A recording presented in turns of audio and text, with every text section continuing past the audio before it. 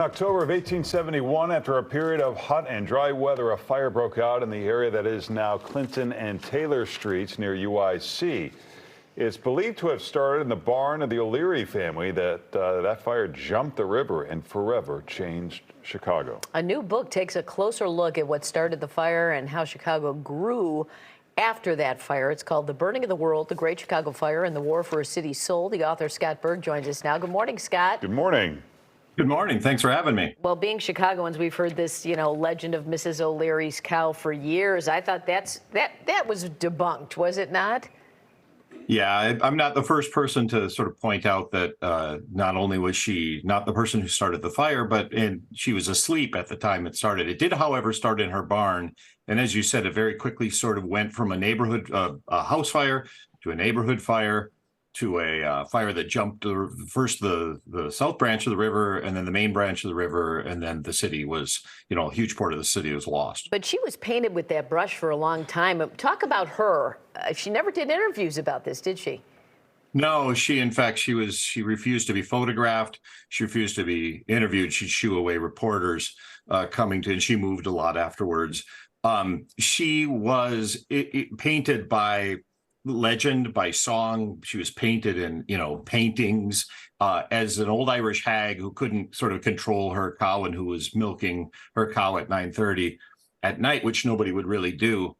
She was actually a very remarkable woman. She was an immigrant from Ireland, and she had 5 cows. She had her own business. She peddled her own milk. Her husband was a laborer. She owned her house, a very small shack. She owned a shack right next to it that they rented out to another couple. In many ways, she was the model immigrant in America, a person with really sort of strong strength of character, but people were looking for a scapegoat. And so you have this incredible crisis, and I imagine that people in power might look at this as an opportunity. How did that develop? Well, exactly. And especially since this was such a young city, right? I mean, it was 34 years old, the city at the time the fire started. So all the people that I write about in my book are essentially older than the city itself. And so didn't know what it was yet. And there's so many immigrants coming in and doing this labor, and there was so much work to be done that there wasn't a lot of sort of conflict.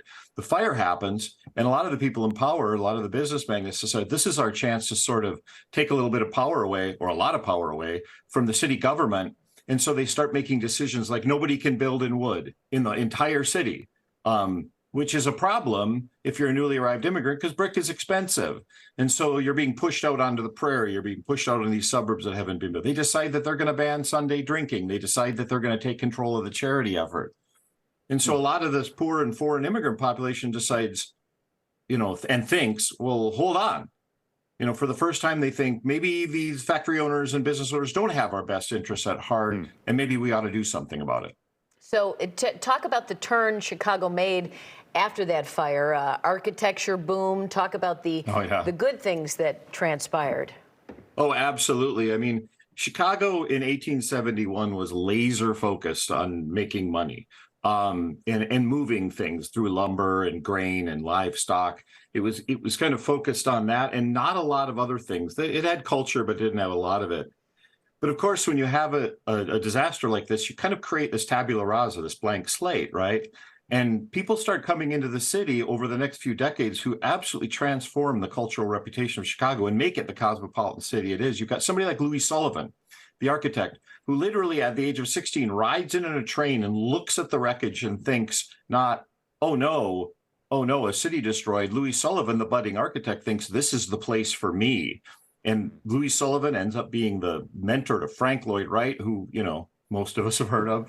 And really, that influx of writers, Theodore Dreiser, activists, come in and make the city a very different place than it was, a city that was still concerned with business, but was concerned with a lot more than that in the decades after the fire. Well, Scott, we appreciate you joining us. The book is The Burning of the World. For more, you can follow him on Instagram. Thank you. Yep, thank you very much.